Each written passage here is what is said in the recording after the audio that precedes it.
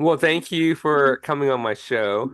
And of course, you grew up in Oklahoma, and then you Yes. also went to school in Norman, and then you Yes, I did. graduated, and then you went to New York to pursue your acting career.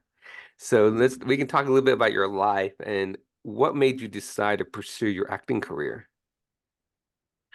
It was my high school drama teacher, who I was very close to and who really gave me space to explore the craft and exposed me to it Hmm. because I don't think that a lot of us get very much exposure to, just straight plays when we're younger. It's usually, we're introduced to the musical theater canon or movies, but she was the one who really introduced me to that side of the theater and I fell in love with it. So that's And what then I then wanted to you moved do. to New York Right, right. Yes. Yes, in a U-Haul. It and a was U-Haul. yes. So, Yeah. and did your family think you were crazy that you were going to move all the way to New York? No, I feel really lucky that my parents have always been very supportive. Hmm. Which is a huge game changer. My mother studied music when she was younger, and so she always told us when we were kids that she expected us to fly far. I don't know if she regrets that now, being, being how far away her kids are, but um, the expectation was always that we would leave. Hmm. And so I think when I said I want to go to New York because it seems scary and it seems like the hardest thing I could do, uh, she was she said, "Okay, let me help you pack." And that was wonderful. So, what was your decision? Why New York instead of LA? Uh, a professor of mine told me I was too pale for LA. Hmm.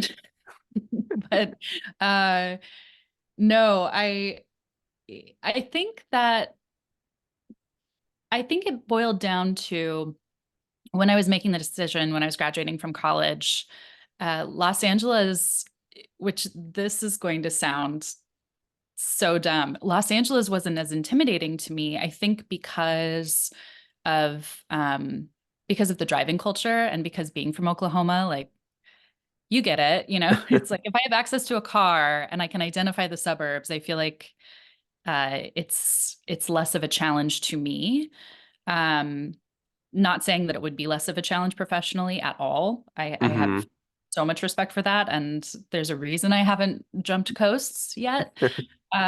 But going to New York felt like a complete cultural shift. And I wanted that experience. And I was in love with the theater. And so I wanted to be where that was happening, particularly the downtown theater scene. So, really off the beaten path stuff. Hmm. That was in New York. And then I thought, if I don't do it now, then when am I going to do it? Right. Well, now here you are in New York. Here I am. Here I am on Zoom, as we all are now. Right, here you are. So you were in 2023. Of course, you were in Law and Order, Yes. TV series Law and Order, season 22, I believe, episode 22, and you played Elena. Mhm. And how was it being on set on a TV series that's still going on for generations and generations? It's nobody expected Law and Order to last this long, right? And it's still going. Mhm. So, how was it in, being on set and enjoying this Law and Order, you know? It was a dream come true, and it was something I always wanted to do. So in that way, it was unreal. Like when I got the offer email, I kind of couldn't believe it. I think I was just numb, but because you get so used to rejection all the time, Hmm. uh, so it just I couldn't even square my brain with it. But getting to go to set, getting to be a part of that, it was a huge honor. It was a big experience, an adventure of a shooting day. I think when I showed up, it was the first thing on network that I got to shoot and be a part of. And when I showed up, they were shooting my scene first, which was on location, so not on, not on their typical set. So you're not at home base. So everything feels a little off kilter. Right. And I quickly realized that they were going to start by shooting my footage first, which is also intimidating because it's just sort of like showing up and going, okay, deep end, go. Right, so, right. um, so it was a tremendous learning experience. I loved the crew. I thought they are so phenomenal. They're such a family, and it's really a special part of the process to be there with them and seeing them work. Um, and it was just a great time. It was a great time, and it was such a dream to be in a scene and also have people stopping across the street to, crane their necks because they're like, ugh. It's the cut between New Yorkers being like, oh, it's Law and Order again, versus, you know, people going, what are they shooting? Who's there? Do you see anyone? It was really fun. That's really cool. And what was your role about? What was your, Elena's role about? Elena was a character who was, without giving too much away, broadsided, blindsided rather, Mm-hmm. by circumstances in her life that she didn't see coming. And um, a very compassionate character. Um, and I think someone who is really just trying to catch up to her circumstances in the moment, who's utterly unprepared for what she's going through. And it was shot all in New York, is that correct? Yes, correct. Correct. In the faux courtroom, uh, where I had the pleasure of watching how the crew works in that setting, which was fantastic. It's amazing how fast they move, how many cameras they're operating at Mm-hmm. once, Mm-hmm. and everything that they can adjust in that courtroom. Unbelievable. And also a pleasure to watch other actors work, like watching Hugh Dancy work was incredible. Um, Sam Waterston, same situation. So even being far away and watching is really a treat. And did you get to talk to any of these main characters? Yes, absolutely. Mikhail Brooks is he's such a lovely person. He was really encouraging on that first day. And bless you. And bless you. Um, Yeah, I got to talk to him. He was really encouraging, and you could tell that he was really putting all of his energy into um, being kind to everyone around him, which is Mm-hmm. something I always respect and appreciate. Um, I believe the episode we shot was Sam Waterston's 400th episode, Mm-hmm. so that was exciting to watch them celebrate that. Um, yeah, it was a great time. That's good. That's good. And of course, you were in 2020 Split. And of course, and everybody, what can you tell everybody about that a little bit? Oh, about Split? Yes. Oh, Split. It's been a long time since I was on set for Split. I ended up working on that because a director of one of the episodes of the web series I co-created, Mm-hmm. ended up directing for that project. And she kindly brought me on for, I mean, the tiniest role, but it was the thing I like most about being on set is that you get to see the different environments that different artists create. And that is always enlightening. It's enlightening to see what different people prioritize, how they like to work, and the different energetic spheres that they create. Sometimes you walk onto set and it feels like a whirlwind, like high energy, fire, just Mm-hmm. moving as fast as they can. And then there are other times when you come in and it can almost feel like coming home, like a warm, sort of relaxed environment. And those, of course, I enjoy the most. I mean, who doesn't love working in a situation like that? Um, but I really respected the amount that they took on for Split. Split was really a project Mm-hmm. that was built from the ground up. And so it was amazing how much they pulled off with it and how much that they've followed through with the project as well over the years. Oh, that's good. And of course, you said you're the co-founder of the web series. Is that correct?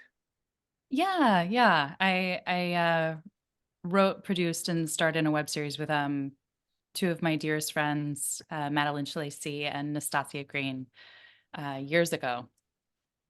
And you said, please correct me, but that's where you started the split. Is that correct?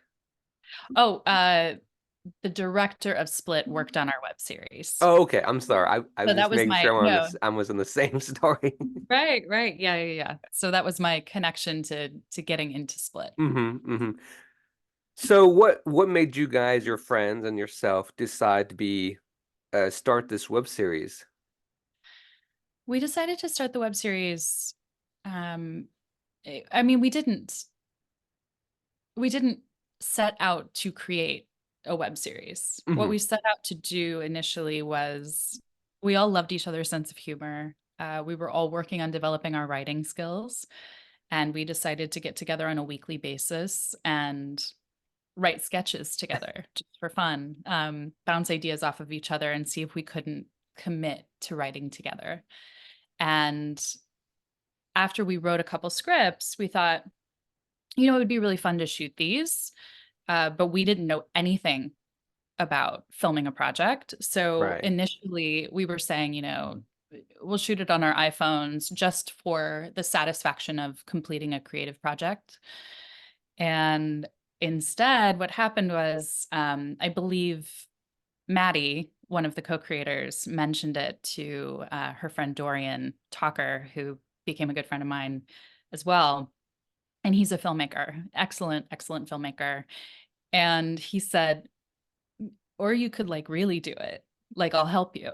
Um, and because of that, we ended up shooting three of them, learning as we went. And Dorian was really helping us, like directing us what we needed to do to run a film set, which was wild. And then once we had them, we started submitting them places. Um, and they got a little bit of traction. And I remember we were approached by George Reese, who headed up Spark, and then it was renamed Sika TV. And he said, we're looking for creators to make things. What if we produced a whole season of this? Hmm. Like, do you think that you could do 3 hours worth of content? And we said, sure, why not? And then we ended up spending a year of shooting and writing and rewriting, and we like to call it our grad school. Was what it felt like. Was we That's were learning amazing life. how a group of friends can come together and make this, web series and work together and do all that stuff. That's awesome. Right. You think you're just getting together for something casual, and then it isn't anymore. Right. you know? So, different topic now is what have you noticed in this entertainment industry that is so challenging that Mhm. nobody's aware of? Uh, that's a tough question. Um, it's tough because I don't know that there's anything I could bring up that no one else is aware of. But I'll say what's difficult for me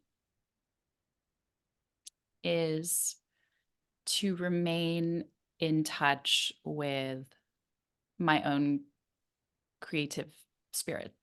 Hmm. Uh, it's it's hard, and again, this isn't new. It's not a big revelation. It's something Hmm. that people have written books about. It's difficult when you are a creative person, when you are an artist, and you know that about yourself, and the only thing you want to be doing is your art. You want to be creating, and to feel that you are beholden to a system, um, and the limits of that system in order to make your art, that can be that can be devastating if you don't manage it Mhm. well. Um, Especially because, moving into I feel really lucky and really happy that I've moved more into film and television work. But I think, I mean, across the board in acting, but particularly in that avenue, you are you are typed very specifically. There's a lot about how you appear and how you read and things that are completely and totally outside of your control. Mhm. So there's there's this feeling of gatekeeping of I have to play this game in order to do the one thing that I know that I want and need to do, that I'm meant to do.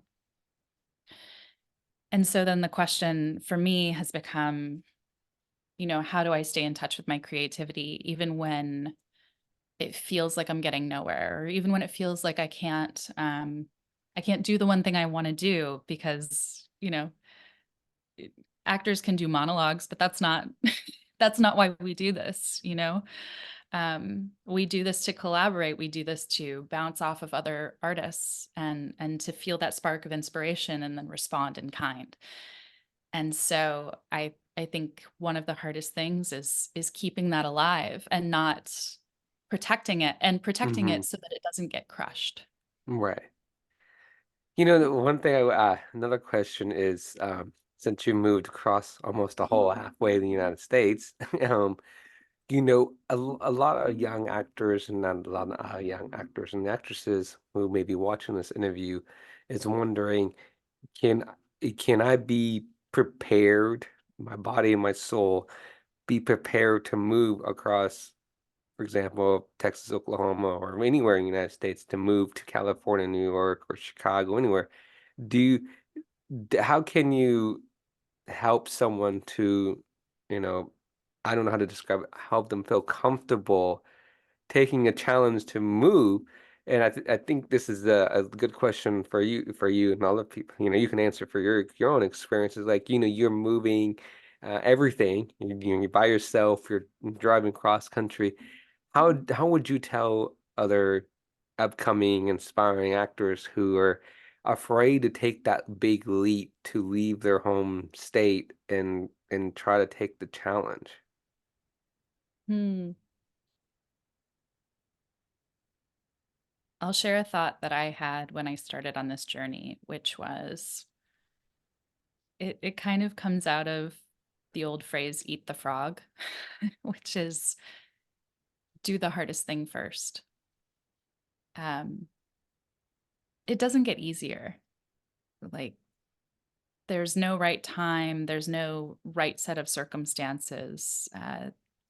It's never going to feel comfortable. So waiting for it to feel comfortable is misleading. Um, and I also would share, and this might sound, I don't know, trite or like a cliche, but we only we only get to live our lives once. Right, I agree. 100%. And so you're writing the story in real time. And sometimes I think when I zoom out on the big picture of like, what am I creating? And have I really followed my heart and my spirit for what I think is right? To write like the most colorful story that I can with my own life and to share it with other people.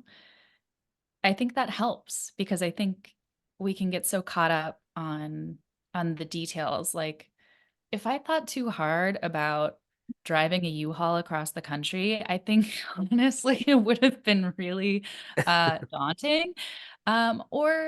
Or thinking about the realities of living in New York. There was a lot that I was really naive about when I got here. I mean, I didn't have a proper winter coat when I moved. Like I had like a ski jacket that made me look like a marshmallow. And it was not good. I was not prepared for anything I was heading into, but arguably that's life. You know, we're never prepared. Things happen to us all the time that we have no control over. And so Right.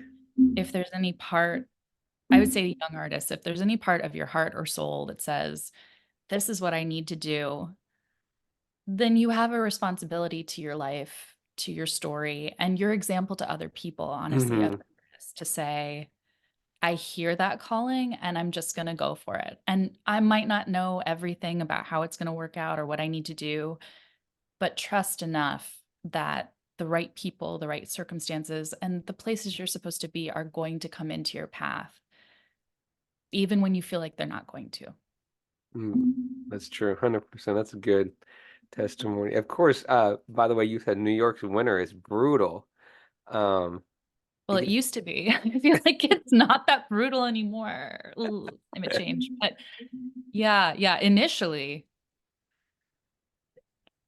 rough, rough. I mean, little things like when I lived in Oklahoma, I never checked the weather app because why would I? Because I was in a climate controlled environment and then I got in the car and I drove to another climate controlled environment. And so who cares what it's doing outside? If it's right. raining, you just walk to your car. It's not a big deal. And then when I got here, I went, oh, I'm walking in the weather. I should maybe pay attention to what the weather is. Yeah, it's New York's weather. It's crazy. It's cold there. But by the way, you're right. People will come into your life, and they'll impact you, they'll help you and continue your journey and inspire you to never quit in your journey. Um, my follow-up question is, were you ever homesick? Because that's a very good question because like I said, a lot of young actors and actresses who were graduating college or not graduating college and they're just graduating high school and they said, okay, parents, I'm moving. I'm not going to college. I just want to go straight into this acting. I'm going to move to LA. I'm going to move to New York. And they may not admit it, but they're like, whoa, I'm really homesick. So Yeah. how would you tell someone, for any male or female actors out there who are thinking about going to college or may not think about going to college, but how would you tell them to be like, yes, it's not fun being homesick. How would you how would you as yourself or anybody to give them passion, give them hope and says it's okay, it's normal and that just have fun. What's your 2 cents? It's completely normal. And one of the most effective ways I found to combat it, because I was homesick for years. When I tell you I was homesick for a decade, every time I went home to Oklahoma and then I came back to New York, I knew that it was right for me, but it would just be devastating. I think to the point that at one time my mother was taking me back to the airport. She reached over and she just grabbed my hand and she said, if you don't want to do this, you don't have to do it. It's okay. Um, what I would say though is it's really important to find your people. Um, it can feel hard to do. I know particularly for actors who move to LA. I haven't experienced it personally, but I've seen it happen to so many friends who've gone Hmm. out there. The city itself can be so isolating. There's so few community experiences. You're not just like here, you're walking, you're on the train with people. You see people all the time. It can feel lonely in a very different way. But I would say prioritize finding your people where you are, because the people that you meet and the people you befriend, not just in the industry, but just friends across the board, your neighbors, like those are going to be the people who start making it feel more like home. And Right. that sense of home will ease that homesickness. Hmm. And the other thing I would say is there's a fine line between homesickness and like a little gnawing sensation that something's not right. And if it keeps on, pay attention to it. You Hmm. know, this industry has changed so much over the past few years after the pandemic. There are projects happening all across the country. Actors are moving out of these big city centers. We're auditioning from remote locations. All of us are working remotely. It's it's staggering because the pool of actors has increased exponentially. So realistically, that's a concern. But you can, this is a new age of freedom for actors in my mind. Like you can go where you want to be.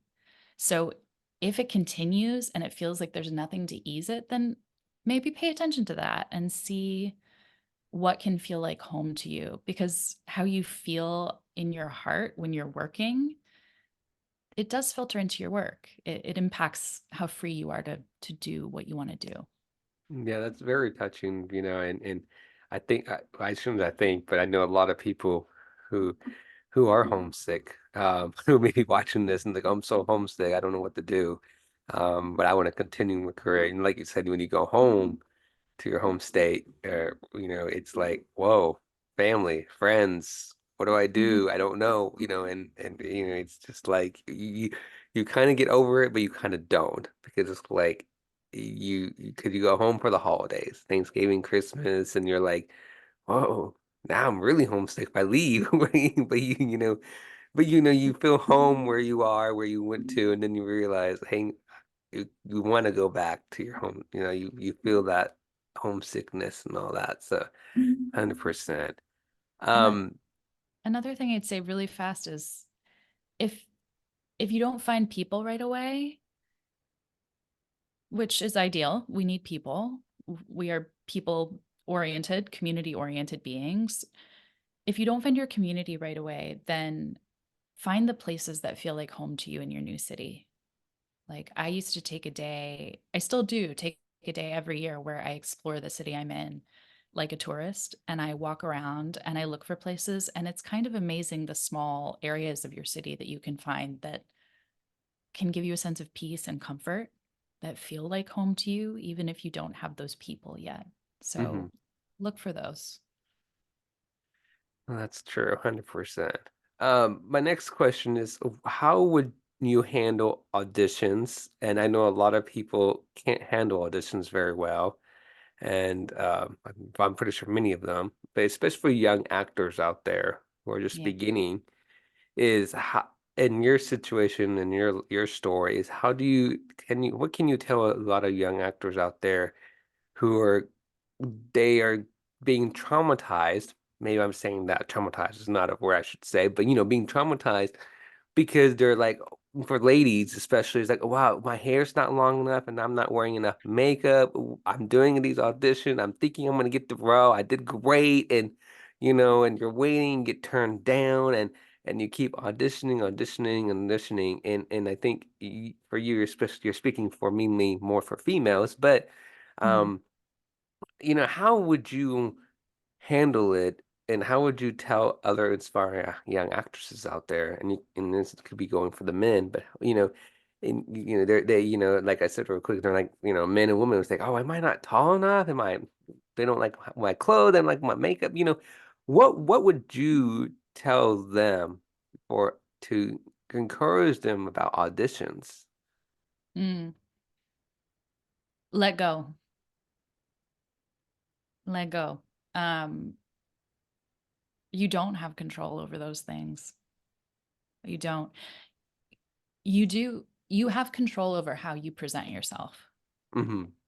Like the only thing that I believe that I can control anymore is how I choose to present myself. And what I mean by that is just making sure that however I'm presenting myself resonates with who I am.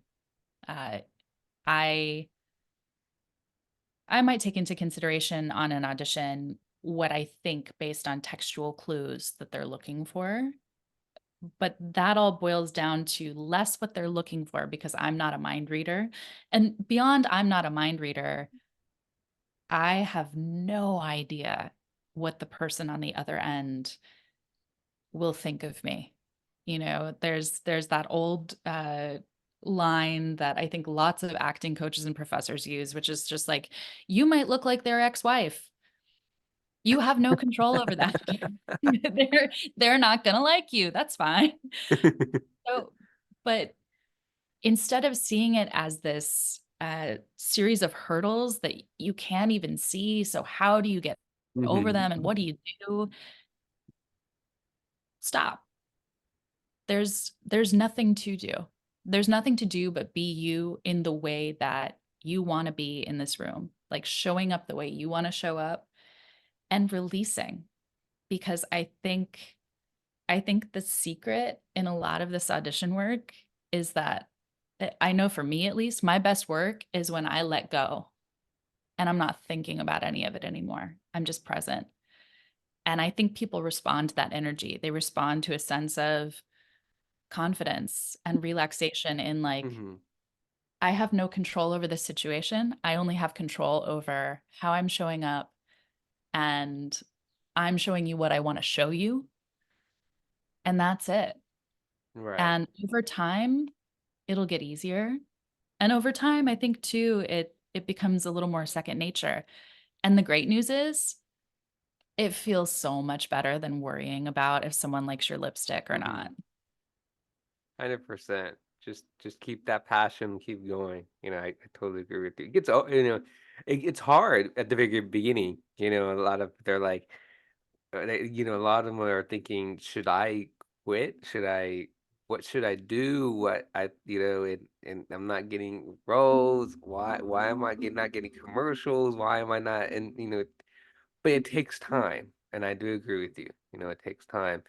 And I think Yeah. that all comes down to back what I was saying earlier. It's like, when they move to a different state and they're not gaining any, excuse me, they're not gaining anything, like, paycheck or not, but, paycheck. And that's where they're realizing, oh, did I choose the right path? Of what should I do? Why am I not doing anything? What's wrong? And you're right. It does take time. It take time and hard work to be in this entertainment industry. Right. And a lot of honesty. A lot of there's not a lot of honesty in the industry, don't get me wrong. But what I mean by that is you have to be honest with yourself.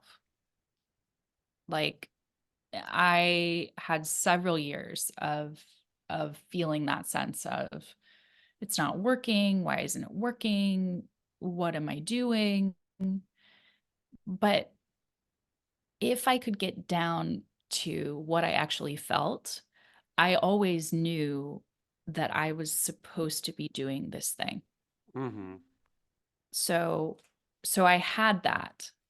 And so when I wasn't in my head trying to mind read or engineer my path or project onto it what I thought it should be, when I wasn't doing that, I knew where I was supposed to be. What I was responding to was the discomfort of of my circumstances and feeling like I knew that I was supposed to be there, but no one else knew. But I think too, there's sometimes a seed of um, not liking the industry or finding that it doesn't resonate with you or feeling like you should try something else for a while. And I would also say, you know, honor that too. Um, nobody nobody has all the answers or knows what your story should be. Everyone's story is going to be unique. And that's exciting and liberating because it means that it's never the end of a story. Like you can go do something else for a while. That's fine. You can stay in the game the whole time. That's fine too. It's about following what's right for you and what resonates. That's 100%. I totally agree with you. Yeah, that's so true. And like it's passion, and this is if this is what anybody wants to do this, you can do it. Don't give up. It's a hard Mhm. and being in this entertainment industry, um, and it's a fun. We're telling people stories, and it doesn't matter what state we live in, but we're all telling stories, and we're all in this entertainment industry. But we're all, and I could be wrong, but everybody is when they're auditioning, they're pretty much facing the same situation, right? You're being auditioned, you're being turned down, and I will say this is like, and I think it's speaking especially for young actors out there, it's like, why did my friend get this role? and I didn't, and it's like, why did she get this? Is it because her hair, and it's like, what's going on? Why, And it's not, and it's like, is it a competition? A lot of people are like, no, it's not a competition. It's just maybe it was because this look, maybe that, or the height, or but it all comes down to is like those directors will not forget about you because they're like, well, you didn't get the role, but then they think about it because you never know. They may call you and say, hey, I know you auditioned for this role for this show or this film. By the way, can you do this other role? And you're like, oh, in this film? So yeah, but you don't get the role that you auditioned for, but it's something else if you want to come and get on the set right away. It's something like, you Right. never know.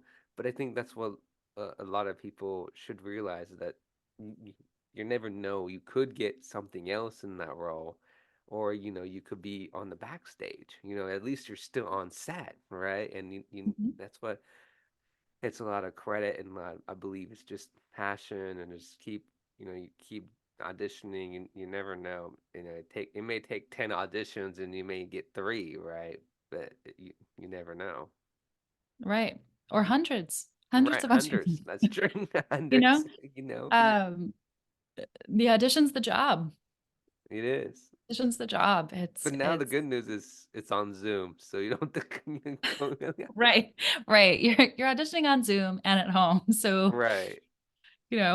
plenty of mixed feelings about that. But I yeah, know a lot of people say that too because they have mixed feelings, and I think the good news is like you're kind of in your own comfort zone, and mhm, then the bad news is like you're not there. You're not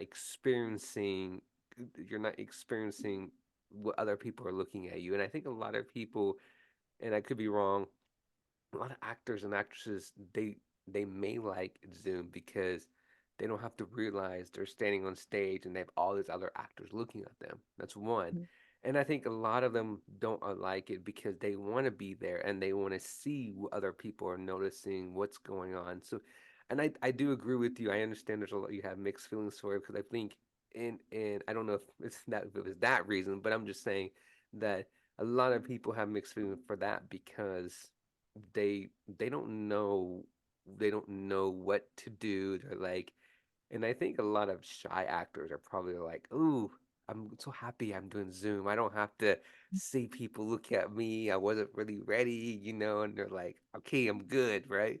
So I think that's a lot of I have two senses on that, and because I mhm. I hear mixed stories on that. Right, right. Well, and a lot of what SAG-AFTRA was talking about during the strike was the increase in labor on the side of the actors for auditioning. Uh, I do like auditioning from home. I love being in charge of my environment. I love feeling like I get to choose how I'm presenting myself.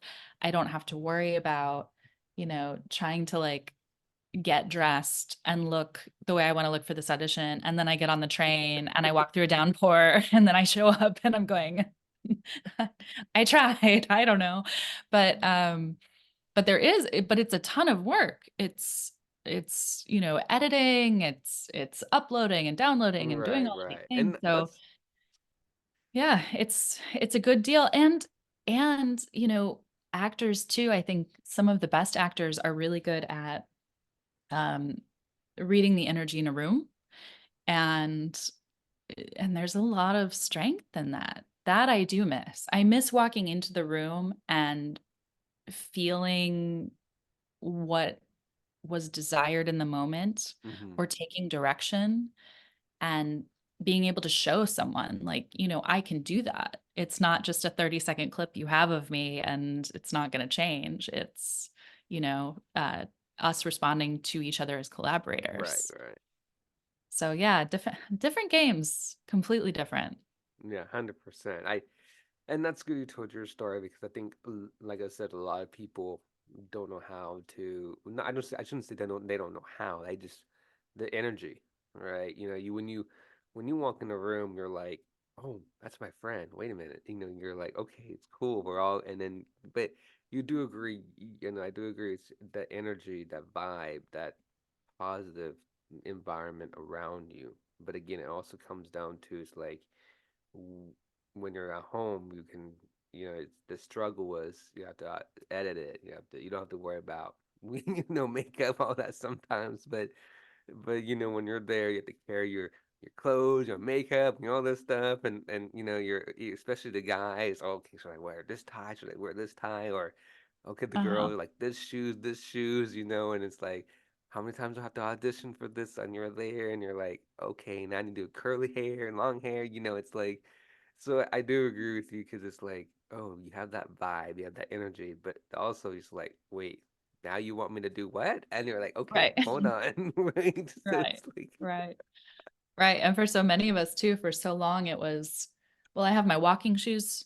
I'm wearing my walking shoes. I have my audition shoes. Then I have my work shoes. So, and I'm going to go do all of these things in one day. right, Uh, so a lot of the New York actors that I know are sort of like, I don't know how to do this anymore. I used to pack a bag for the day, like I'd wake up in the morning, go to a job, then I would change in like a public bathroom and try to get ready to the best of my ability, then go do an audition, maybe two auditions, and then go meet a friend, and then go see a play, and then go home. And it was sort of like you had to have all of your costume changes and also not look like, a wounded gazelle while you're carrying all of this stuff right. down the street. It's so I don't miss that part. I don't. But but I See, do recognize the right, advantages. right. So Yeah. you don't miss it, but you can do audition for home, but you that's good. And then Mhm. people are like, normal actors are probably like, oh, she's carrying that bag. She's probably going to audition. And we're like, you're like, oh, that's normal. I know what's happening, right? And they're like, okay, Very, very normal. And then if I'm recording at home, I have two cats, so, I have to worry about my cats making an appearance in the tapes. Just you gotta have a sense of humor, I think, right. about That- all of That's it. that's that's 100%. A lot of people are probably wondering. Well, before I ask you that, but what is there any upcoming projects that you're going to be doing or anything? Yes, two of them that I am so excited about. I was lucky enough to get to shoot two feature films last year. One of them is called Love Dogs. The other one is Midwinter. They're both independent films. Midwinter was my first opportunity to have uh, a lead role in an ensemble film, which was so exciting. Um, uh, it's a phenomenal creative team. And Love Dogs as well. Completely different character, veering more into light horror genre work. But I love both of those films. I can't wait for them to come out. Still waiting to hear where they're going to premiere, but probably later this year they should be coming out. And I'm so thrilled for those filmmakers in particular. Well, I can't wait for it to come out. We'll definitely have to discuss that later on. Oh, Um, please, yes. yeah, we do. People are probably wondering, what do you do for fun when you're not auditioning and you're not acting? I'm really glad you asked that question because it brings up something I forgot to say earlier, which is I don't think that any of us can sustain this life long term, especially in the industry, if we do not have a rich, full life outside of it. Like, don't get me wrong, I love acting. I love acting. Uh, wouldn't do anything else. But wow, my life got so much better and lighter and easier when I started identifying all of the wonderful things outside of acting that make my world full. Um, so I love traveling. I'm a big fan of travel. I sometimes travel for some of the work that I do outside of the industry. And I also love reading. So those are my top two. And I also love to hunt down a really good cup of coffee. So it was like years ago, the New York Times used to have like an app where they would rate different coffee shops. And so I made it a game. Like, could I go to all of the different coffee shops and try them Hmm. out over time? Um, so yeah, those are some of my So favorites. which one, Yeah. if you mind me asking, which one is your favorite top three coffee restaurant in New York that you recommend? Tricky, That you recommend? tricky question. One of my favorites is in Prospect Lefferts Gardens in Brooklyn. It's called Hamlet.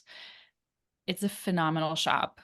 Their coffee is delicious. Mm-hmm. So highly recommend. And I don't know the status anymore because I don't go into Manhattan nearly as often as I used to, but uh the go-to coffee shop for a very long time and when I found myself in Midtown for an audition was I'm trying to see if it's still there, Culture Espresso. And I'll tell you what, that is the place to go if you're in Midtown. And they have the most phenomenal, like they sell out every day, fresh baked chocolate chip cookies. I mean, you can't go wrong. It's great.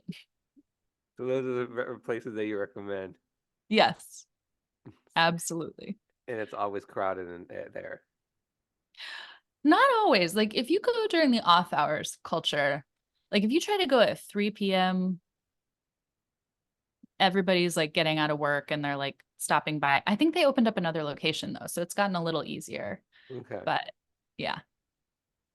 And of course I have to ask, and everybody knows this. Of course, New York people never sleep. It's always busy.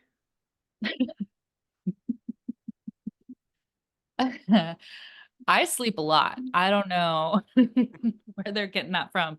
Um, it is. It's a lot of energy, Mm-hmm.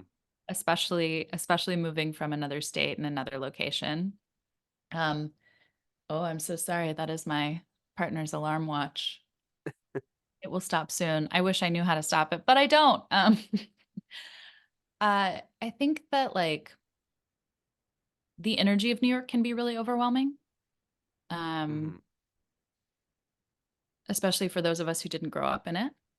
So, um, and for artists, especially people who are like a little more empathic, it's kind of overwhelming to get in that energy for the first time and have it so completely and totally surround you and Mm-hmm. engulf you. But I find that rebelling against the sense of Right. busyness is one of the best ways to stay sane here. Like, how can you just sit and read a book or like Right. people watch? It's where the magic is. So my next three question is my first next one is where do you see yourself in 5 years? Do you still see yourself living in New York? If not, where do you see yourself moving to? Hmm. I don't know that I will be in the city proper, but I do think I will be close to the city. If not, I see myself in a smaller community, Mm-hmm. um, with a slower pace, but still having access to a major hub. And I think I want that because I grew up in a small town and I get so much creative energy from small towns. But I've also been very inspired um, by some of the filmmakers I've met, particularly in upstate New York, who are still making phenomenal work and living lives that are full and rich and a little bit slower, but still part of it, still doing the work, but like having a life that feels a little bit more expansive than just an apartment. No. Okay. And what is your short-term and long-term goal? Short term. Short term is to finish a script I started writing. And I'm actually screening a short that I wrote in at a film festival in East Hampton, Massachusetts, as part of a Women in Horror film block Mm-hmm. coming up in, I think, the first weekend of May. So, kind of completing the festival circuit on that one and getting it getting it online somewhere where more Mm-hmm. people can see it is important to me. My long-term goal, long term, we're talking like the end of the path for me, is I really want to continue becoming the type of artist who encourages other artists, who creates work for other artists, and who is a phenomenal craftsperson. I always wanted to be the type of actor that other actors know Mm-hmm. my work, but not necessarily the public at large. Right. I've always wanted I've always wanted to become as talented at the craft as I possibly could be, and making work that reflects a love of the craft and a love of the community and a Mm-hmm. love of collaboration. Wow, that's amazing. I can't wait to hear more about your stories and more about your upcoming roles and more about your upcoming projects. Um, you came from a small town, then you moved to a bigger city.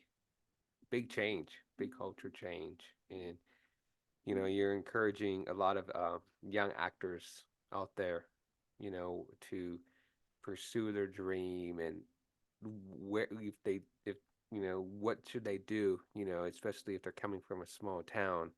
Nothing wrong with a small town, but if they want to go to like New York or LA or Chicago or Dallas or wherever they are, they or Phoenix or Atlanta, they want to go to these big cities to be closer to film industry and what should they do and how they should handle auditions and you answered a lot of I believe you answered a lot of their questions because especially for you, you came from Oklahoma to New York. That's a big cultures change, and I think you're homesick and a lot of people are wondering, what should they do? A lot of guys and girls, what should we do? What is happening and how do you find new friends and how do you continue? And you answer that because it's like people will come into your life and you will make friends in the film industry and auditions and all that stuff. So that's really encouraging that you gave that advice to folks out there. Yeah, yeah. A dear advisor of mine said to me recently, "You haven't met all the people you're going to love yet." And I think that's a little kernel of hope for actors too, because when you set out at the beginning of your journey or even towards the end of your journey, you never know who you're going to meet. Um, and that's kind of magical. It opens up 100%. a lot of opportunities and a lot of potential for joy, and it's a reminder that even when things feel really dark or scary or overwhelming or limiting, that you haven't met all the people you're going to love yet. Mm-hmm. You've still got people to meet. So, Yeah, 100%. yeah. I totally agree with you. I do appreciate you coming on my show. It means a lot. Yes, thank you. Thank you for having me. It's really Yes. lovely. It's so nice talking to you. You have such a Yes, lovely spirit and such good questions. So, thank I you. appreciate it. I try not to ask such hard questions, but I ask questions like these because, like auditions and moving out of state, especially when you move out of state, because everybody, like you said, a lot of young actors are like, wait, I just moved out of state. What am I gonna do? And when they hear somebody else's story like yours and and anybody else out who moved into a bigger city, they're like, oh, okay, I'm not the only one. What now? I can focus and and they understand my journey, and so I appreciate it. I can't wait to have you back on my show again. Yes, absolutely. We'll have to have a follow-up and updates. Yes, please do. See where we land. Yes, that's true. My last question before I let you go, I'm sorry. Do you ever go back to University of Oklahoma, OU, Boomer Sooners to visit your teacher and speaking from to everybody on the class and say, hey, this is what happened. I went to New York, a crazy journey, but I'm here and I haven't been back in a very long time. I'm overdue for a visit. I would love to go. It's just far enough from my hometown that it's always kind of like there's not enough time for me to get out there when I'm home visiting.